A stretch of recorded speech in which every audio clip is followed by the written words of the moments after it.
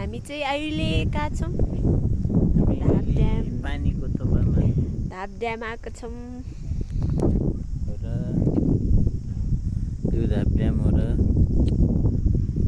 के गर्न आएको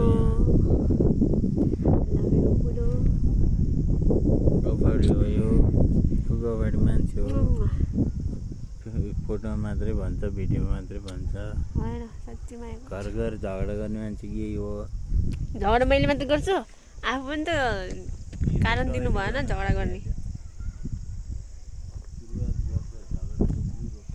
होइन झगडाको बिउ तपाईँले रोप्ने हो मैले त त्यसलाई सवार्ने मात्रै काम गरे